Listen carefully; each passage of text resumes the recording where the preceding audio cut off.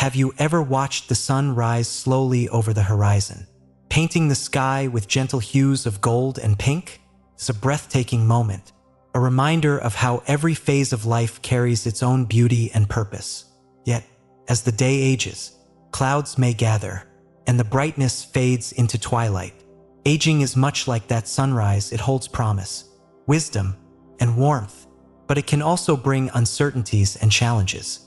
Let me ask you, what do you hope for as you grow older? Is it to remain a source of joy and wisdom for your family? To feel valued, independent, and connected to your loved ones? Or maybe it's simply to live each day with dignity, free from the fear of being a burden. This is a deeply human question. It touches on the heart of what it means to grow older while maintaining meaningful, harmonious relationships with those we hold dearest, our children. Yet, for many, this journey can be fraught with silent fears. Will my health decline and make me reliant on others? Will my finances hold up? Will my children see my presence as a gift or a strain? These questions don't have easy answers. But here's the truth. With the right mindset and a few intentional changes, aging can become a time of growth and connection, not of worry and dependence. Together, we'll explore 5 essential principles that can help us navigate this stage of life with grace and wisdom. These principles are not about avoiding burden alone.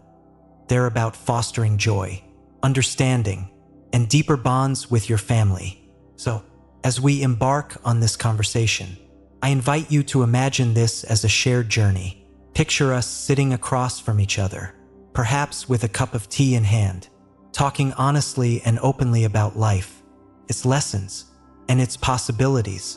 Together, let's uncover how we can transform aging into an opportunity to strengthen the relationships that matter most. Section 1. Prioritize self-care and health management. Grandpa Sam's story is one that resonates with so many. At 75, he found himself confronting an unsettling reality. His strength and stamina, which he had always taken for granted, were waning. Simple tasks like carrying groceries, climbing the stairs, or even walking to the mailbox had become burdensome. At first, his children helped willingly, but as time passed, he began noticing something that tugged at his heart. They were happy to help, yes, but there was an undercurrent of stress in their interactions. He could feel it in the way their conversations grew shorter or the hesitance in their voices when he asked for assistance. Sam's realization wasn't just about his physical limitations. It was about the growing emotional weight these needs placed on his family. He began to feel like a burden, a shadow that loomed over their joy. For a man who had spent his life fiercely independent, this realization was a wake-up call. It wasn't just about reclaiming his health. It was about reclaiming his role as a father and grandfather who could still contribute to his family's happiness. One day, Sam made a choice that changed everything. Instead of resigning himself to the inevitable decline that aging seemed to promise, he decided to fight back, not against aging itself, but against the idea that he had no control over how he aged. He started small. Each morning, he put on his walking shoes and took a stroll around the block. At first, it wasn't easy. His legs ached, and he had to pause often to catch his breath. But day by day, step by step, he grew stronger. Inspired by these small victories, Sam added a gentle yoga routine to his mornings. He found videos online and followed along, learning how to stretch his body in ways that relieved his stiffness and boosted his mobility. Yoga became more than just exercise. It became a ritual, a time of peace and self-reflection. He didn't stop there. Sam also took a hard look at his diet. Gone were the days of indulgence without thought. He started incorporating more fruits, vegetables, and whole grains into his meals. He cut back on processed foods and sugar, opting instead for meals that nourished his body and fueled his newfound energy. The transformation didn't happen overnight, but it did happen. Within months, Sam noticed a remarkable difference. His energy returned, his mobility improved, and those everyday tasks that once seemed daunting became manageable again. But the most profound change wasn't physical, it was emotional. His children, who had quietly worried about their father's declining health, began to notice the shift too. The tension in their relationship eased as their roles shifted back to a healthier balance. They no longer saw their visits as a time to take care of Dad, but as an opportunity to reconnect with him on an equal footing. Family dinners were filled with laughter and stories instead of subtle worries about his well-being. Sam's journey teaches us something profound about the connection between self-care and relationships. When we take responsibility for our health, we're not just preserving our independence, we're preserving our dignity and the quality of our interactions with those we love. By taking care of himself, Sam was able to offer his family something invaluable: peace of mind and the ability to enjoy their time together without the shadow of obligation. This principle aligns beautifully with Buddhist teachings, which often emphasize the interdependence of all beings. In the same way that tending to a garden ensures it can thrive and bring beauty to others, caring for our own health nurtures the soil of our relationships. When we neglect ourselves, we unintentionally drain the energy and joy of those around us. But when we practice mindful self-care, we create a ripple effect of positivity that touches everyone in our lives. The Dalai Lama once said, "Happiness is not something ready-made. It comes from your own actions." Sam embodied this truth in his journey. His happiness, and by extension, the happiness of his family, was not something he waited for. It was something he cultivated through deliberate, daily choices. Imagine the opposite for a moment. Picture an elderly person who refuses to address their health, insisting that it's too late to change. Their family, however well-intentioned, becomes weighed down by constant worry and responsibility. The love is still there, but it's overshadowed by stress. Now contrast that with someone like Sam, who chooses to face the challenges of aging with determination and optimism. Their relationships blossom because the foundation, self-reliance and dignity, remains intact. This journey also underscores the importance of mindfulness. Every morning walk Sam took was not just about strengthening his body, it was about being present with himself. Every yoga pose became a moment of gratitude for what his body could still do, rather than frustration over its limitations. This shift in perspective is something we can all learn from, regardless of age. In Buddhist philosophy, the practice of mindfulness is often likened to tending a fire. Left untended, the fire dwindles, leaving only ashes, but with care and attention, it burns brightly, providing warmth and light. Sam's choice to prioritize his health was his way of tending his inner fire, ensuring that it could continue to burn brightly not just for himself but for those around him. So, what does Sam's story mean for us? It reminds us that self-care is not a selfish act. It's a gift we give to ourselves and to those we love. It's about recognizing that our well-being is interconnected with the well-being of others. When we invest in our health physically, emotionally, and mentally, we create a ripple effect that strengthens the bonds of love and support in our lives. This isn't just a lesson for seniors. It's a universal truth. Whether you're 25 or 75, the habits you cultivate today will shape the quality of your relationships tomorrow. The choice is yours. Will you nurture your garden or let it wither? Will you tend to your fire or let it fade? Like Grandpa Sam, we all have the power to make that choice, and in doing so, to transform not only our lives but the lives of those we hold dear. Section 2. Cultivate financial independence. Mrs. Eleanor's story begins in a modest home filled with the hum of quiet, purposeful living. In her 80s, she moved through life with an air of confidence and contentment that many found inspiring. Her children, though busy with their own lives, often spoke of how their mother's careful planning allowed them to enjoy their relationship with her without the shadow of financial worries. But what's remarkable is that this peace wasn't the result of extraordinary wealth. It was the fruit of intentional choices, built over decades with care and foresight. Eleanor had always been mindful of her finances. Early in her life, she learned the value of living within her means, saving for the future, and understanding the power of compound growth. This wasn't a skill she stumbled upon. It was something she cultivated. Even when times were hard, there were moments, like when her husband fell ill, where the temptation to spend beyond her budget loomed. But Eleanor held firm. She knew that short-term indulgence could lead to long-term dependence, a thought that deeply unsettled her.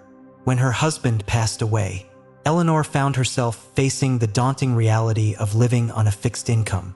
Many in her position might have panicked, but Eleanor approached the situation with the same steady determination that had guided her throughout life. She sought advice from a financial advisor, a decision that would prove pivotal. Together, they crafted a plan that balanced her immediate needs with her long-term security. She invested wisely, opting for conservative portfolios that offered stability and modest growth. She wasn't looking for dramatic gains. She was looking for peace of mind, and true to her nature, she continued to live simply. Eleanor didn't deprive herself. There were still the occasional trips and the simple joys of life, but she never spent beyond her means. This careful planning paid off. By the time she reached her 80s, Eleanor had a financial cushion that allowed her to live comfortably and independently. She could pay for her own health care, maintain her home, and even travel occasionally to visit her grandchildren. But more importantly, she never had to rely on her children for financial support. This autonomy was not only a gift to herself but also to her family. Her children admired her resilience and discipline, and they felt relieved knowing their mother was secure. The ripple effects of her financial independence extended far beyond the balance of her bank account. Her relationship with her children thrived because it wasn't burdened by the strain of financial dependence. When they visited, they could focus on enjoying each other's company, rather than worrying about how to handle her expenses or what might happen in the case of an emergency. Eleanor's approach to financial independence teaches us a deeper truth about life. Money is not just a tool for survival. It's a way to honor our relationships. When we manage our finances with care, we give ourselves the freedom to engage with our loved ones from a place of strength and generosity, rather than need and obligation.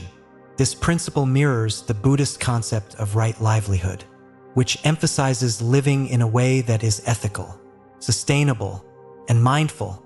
Eleanor's financial planning was a form of mindfulness. She acted with awareness and intention, understanding that every choice she made had the potential to affect her future and her family. There's also a profound sense of interdependence in her story. Buddhist teachings remind us that our actions ripple outward, influencing those around us. By managing her finances well, Eleanor didn't just secure her own peace of mind. She created an environment where her children could focus on their own lives without the weight of financial worry. In this way, her discipline became an act of compassion, reflecting the interconnected nature of all relationships.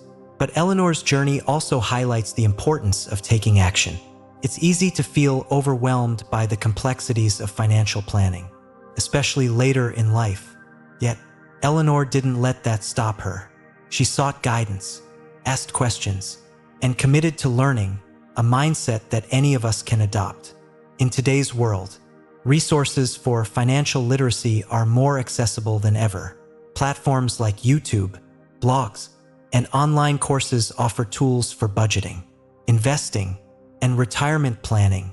Oprah Winfrey often speaks about intentional living, reminding us that we are responsible for shaping our own lives. This mindset is especially relevant when it comes to finances. It's not about having vast wealth. It's about making the most of what you have and ensuring that your choices align with your values. Imagine the alternative: a senior who hasn't prepared for the financial realities of aging. Their children, no matter how much they love them, may feel the strain of balancing their own responsibilities with the unexpected costs of caregiving. This can lead to tension, guilt, and even resentment, none of which fosters the kind of relationships we aspire to have. Now, contrast that with Eleanor's story. Her children didn't just see her as their mother. They saw her as a role model, someone who exemplified strength, foresight, and independence.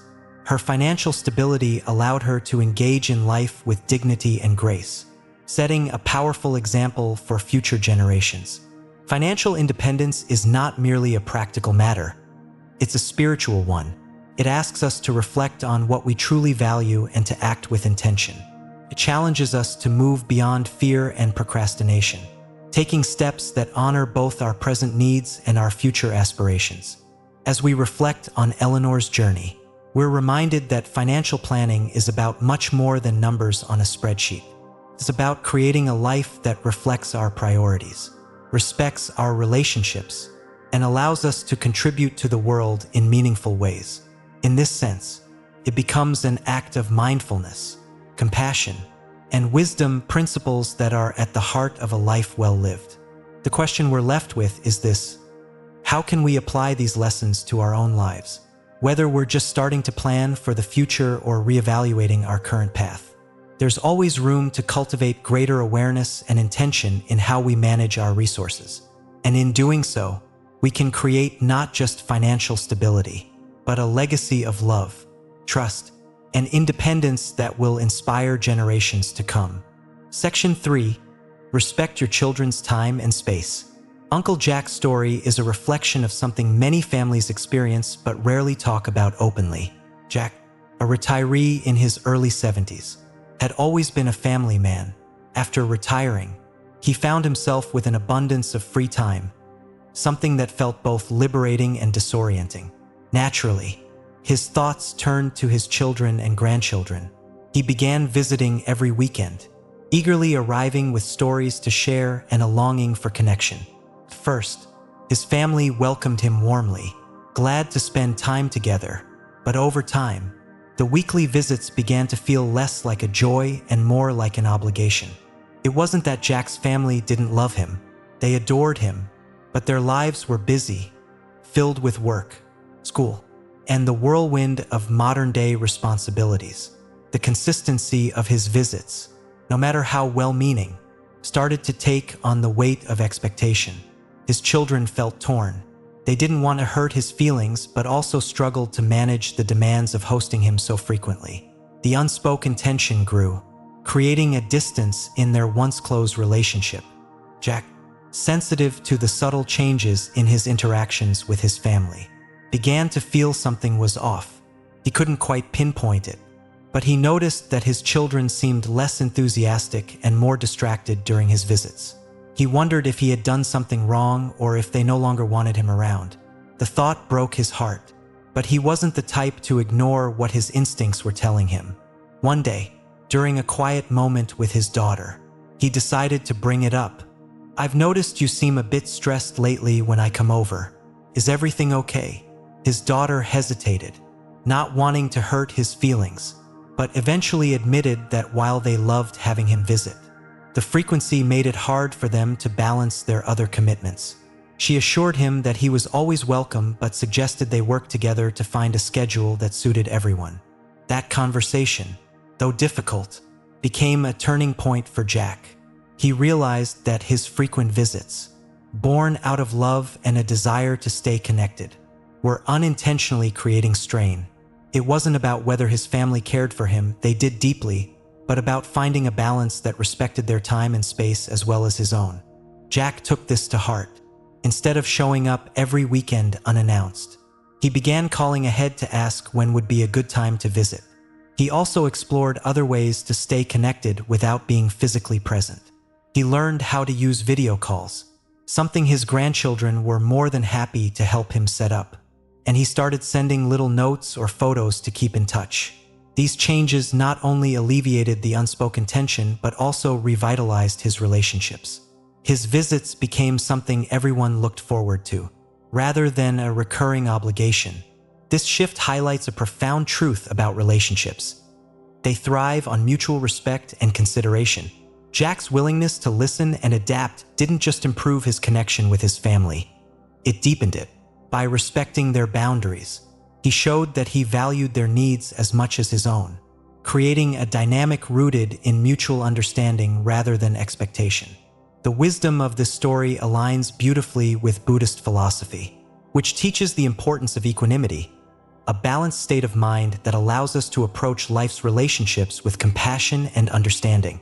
Equanimity reminds us that love is not about clinging or imposing, but about creating space for others to be themselves.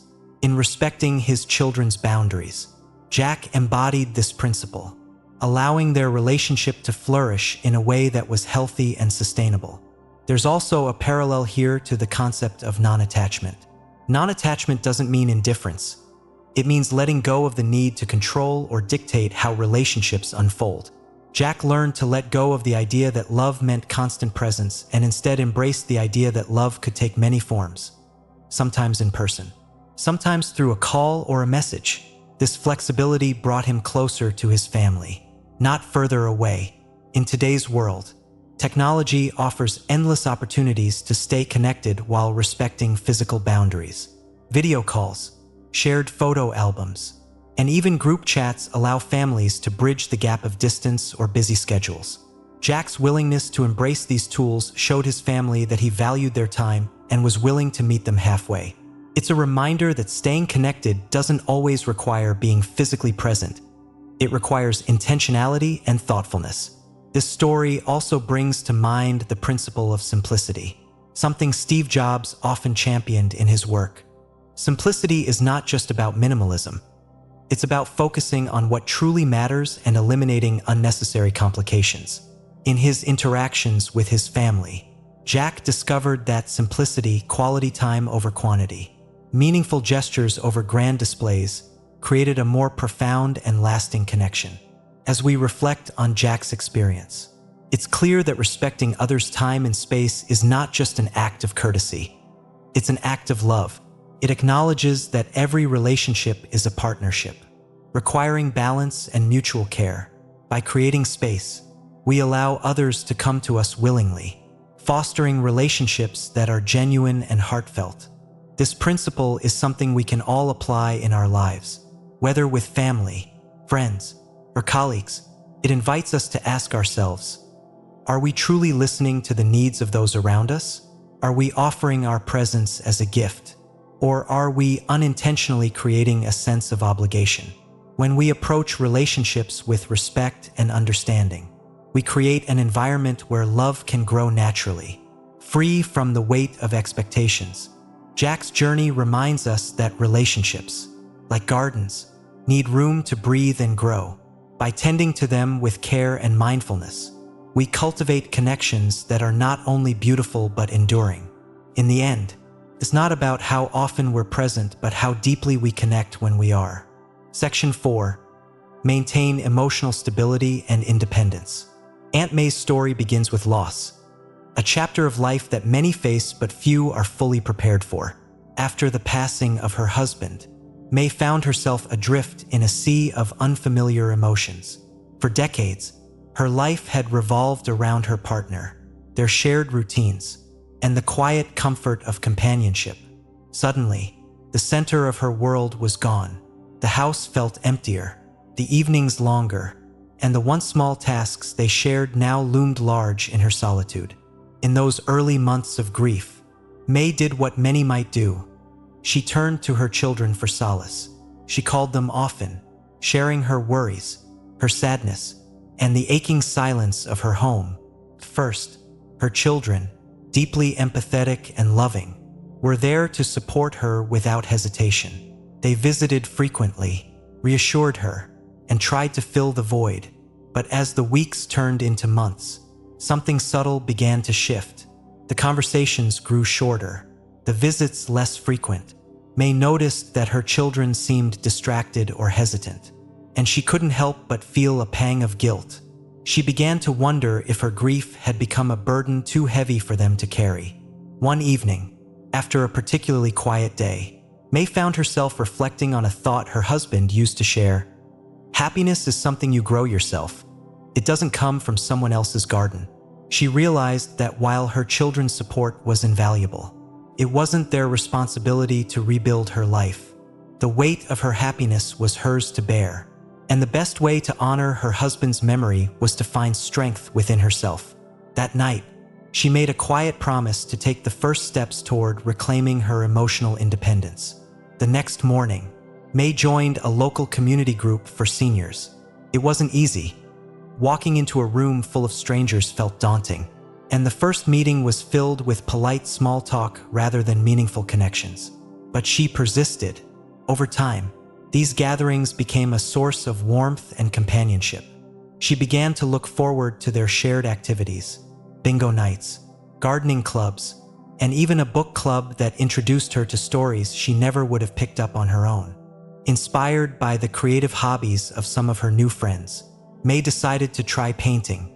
She bought a small set of watercolors and a canvas and spent her afternoons experimenting with colors and textures. First, her paintings were little more than splashes of color, but they brought her a surprising sense of joy. Slowly, her work began to reflect the memories she cherished: her husband's favorite flowers, the view from their kitchen window, the sunsets they used to watch together. Through art, May found a way to express her emotions, both the sadness of loss and the quiet gratitude for the life they had shared. As her days filled with new activities and connections, May noticed a profound change in herself. She felt lighter, more at peace. The calls to her children became less frequent, not because she loved them any less, but because she no longer needed constant reassurance. When they did speak or visit, the conversations were richer, filled with stories of her new hobbies and the people she'd met. Her children, relieved to see her thriving, began to visit with genuine excitement rather than a sense of obligation. The time they spent together became a source of mutual joy rather than a one-sided exchange of support. May's journey underscores the power of emotional independence.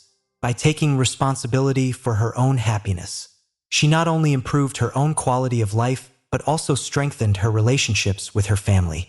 Her emotional stability became a gift to her children, allowing them to love and support her without feeling overwhelmed or drained. This transformation aligns beautifully with Buddhist philosophy, particularly the teaching of self-reliance. The Buddha often emphasized that while others can guide and support us, the ultimate path to peace lies within ourselves.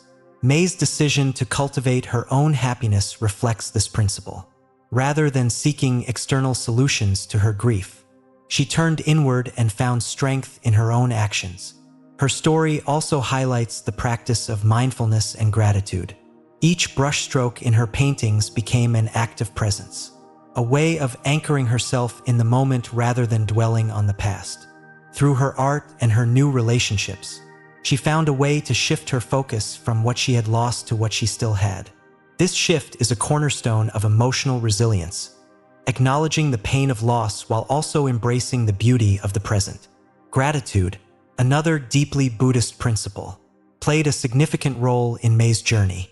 By keeping a gratitude journal, she began each day by writing down 3 things she was thankful for. Some days, it was as simple as the warmth of the morning sun or the smell of fresh coffee. Other days, it was the laughter of her new friends or the satisfaction of completing a painting. Over time, this practice rewired her perspective, helping her see abundance where she once saw scarcity. Reflecting on May's experience invites us to consider the ways in which we approach our own emotional well-being. Are we placing the weight of our happiness on others? Or are we taking active steps to cultivate it ourselves? Emotional independence doesn't mean isolating ourselves or rejecting support. It means finding balance, so our relationships are built on mutual respect and shared joy rather than unspoken strain. May's journey also reminds us of the interconnectedness of all things, a core concept in Buddhist thought.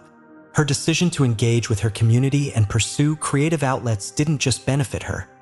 It created ripples of positivity that touched everyone around her. Her new friends found inspiration in her resilience. Her children found relief in her renewed spirit.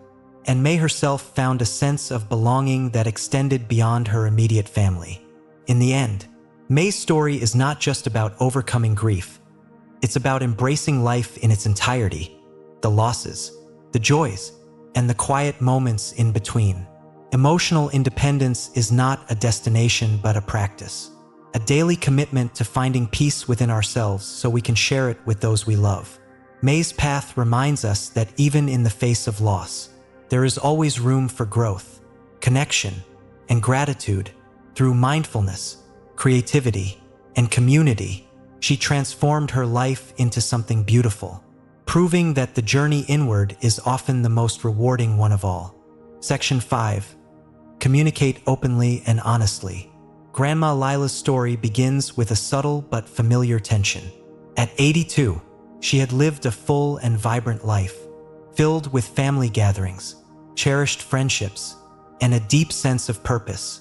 But as her body began to slow, she found herself grappling with an unspoken fear, the possibility of becoming a burden to her children. She worried about what might happen if her health declined further or if unexpected expenses arose. Lila wasn't just worried for herself. She feared the strain her needs might place on her family. First, Lila tried to keep these thoughts to herself, thinking it was better not to worry her children. But the silence came at a cost. Her anxieties grew heavier with each passing day, casting a shadow over her interactions with her family. Conversations that once flowed easily felt strained, as though there was a wall she couldn't quite break through. Her children, sensing something was wrong, began to worry in their own way, but without understanding her concerns. They could only guess at what she needed. One Sunday afternoon, after her family had gathered for lunch, Lila made a decision. She waited until the dishes were cleared and everyone was settled before speaking up. "There's something I need to talk to you about," she began, her voice steady but tinged with vulnerability. Her children exchanged glances, unsure of what to expect. Lila took a deep breath and shared her fears. She spoke openly about her concerns for the future, her desire to remain as independent as possible, and her hope that they could work together to navigate whatever challenges might come. Her words weren't just a plea for help. They were an invitation to collaborate, to build a plan that honored her needs and theirs. The room fell silent for a moment, and then something remarkable happened. Her children began to share their own thoughts and feelings. They admitted that they had been worried too, worried about her health, about making the right decisions, and about how to balance their own responsibilities with their desire to support her. What followed was a conversation filled with honesty, vulnerability, and, above all, love. Together, they brainstormed ways to address her concerns. They talked about practical steps, like setting up a schedule for check-ins, exploring options for in-home care if needed, and discussing her financial situation openly. But beyond the logistics, they also agreed on something even more important: the need to keep the lines of communication open. They promised to revisit the conversation regularly, ensuring that everyone's needs and feelings were heard. For Lila, this conversation was transformative. The act of speaking her fears out loud, rather than holding them inside, lifted a weight she hadn't realized she was carrying. Her children's willingness to listen and engage gave her a renewed sense of trust and connection. She realized that vulnerability wasn't a weakness. It was a bridge, a way to bring people closer together. This story illustrates the profound power of open communication. When we speak honestly about our fears, hopes, and needs, we create a space where understanding and collaboration can flourish. Lila's willingness to share her vulnerability didn't just address her immediate concerns. It strengthened the foundation of her relationships, allowing her family to navigate the challenges of aging with clarity and compassion. This principle aligns deeply with the Buddhist teaching of right speech. In Buddhism, right speech is not just about avoiding harmful words. It's about using communication as a tool for connection and understanding. Lila's conversation with her family exemplified this principle. Her words were truthful, kind, and purposeful, fostering a sense of mutual respect and shared responsibility. There's also a parallel to the Buddhist concept of interbeing, which emphasizes the interconnectedness of all life. Lila's decision to open up to her family reflects an understanding of this interconnectedness. Her well-being was tied to theirs, and by addressing her concerns openly, she nurtured the bonds that held them together. In doing so, she reminded her family and herself that they were not navigating this journey alone. This story also highlights the value of vulnerability. In Western culture, vulnerability is often seen as something to be avoided, a sign of weakness. But as figures like Brené Brown have shown through research and storytelling, vulnerability is actually a source of strength. It's through vulnerability that we build trust, deepen relationships, and create spaces for growth. Lila's willingness to be vulnerable didn't diminish her. It empowered her and her family to face the future with a sense of unity. To ground this principle in real-world practices, consider how families can integrate open communication into their daily lives.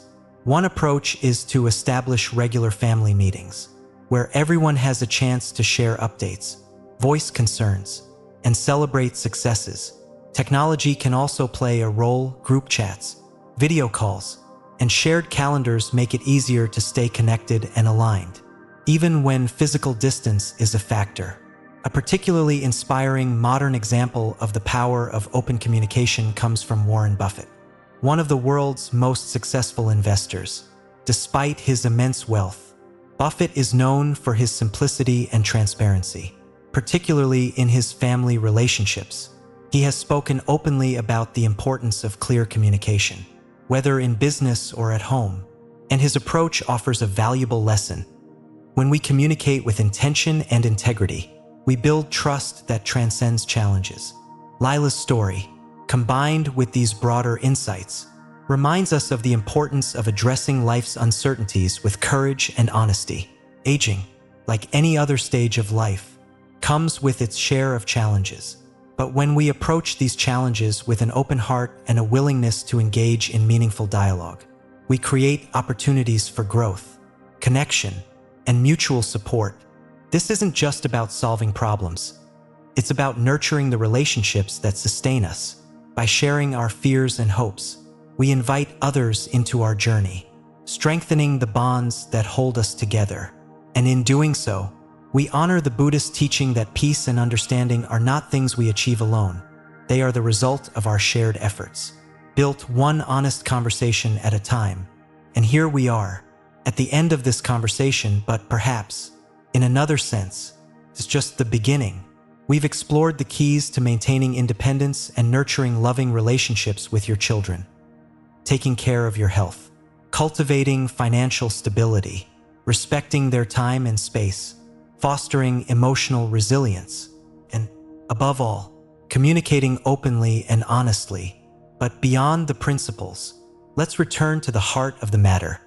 This isn't just about avoiding burden. It's about becoming a beacon of joy and wisdom in your family's life. It's about showing your children and yourself that aging is not a decline but a transformation. A chance to embody the values you've lived by, to pass on lessons and laughter, and to be the steady hand they look to for guidance. I leave you with this thought. What kind of legacy do you want to leave? Not just in material terms, but in the memories, lessons, and love you share with your family. As you move forward, take these steps with courage and intention. Embrace each day as an opportunity to grow, to connect, and to inspire. Trust that your presence is valuable, not because of what you can do, but because of who you are. Thank you for being here with me today, for sharing this moment of reflection and discovery. Remember, aging is not the end of the story. It's a new chapter, waiting to be written with grace and purpose. So, what will your next chapter look like? Take care, and I look forward to our next conversation on Lotus Light Teachings. May your journey ahead be filled with peace, wisdom, and the love of those you hold closest.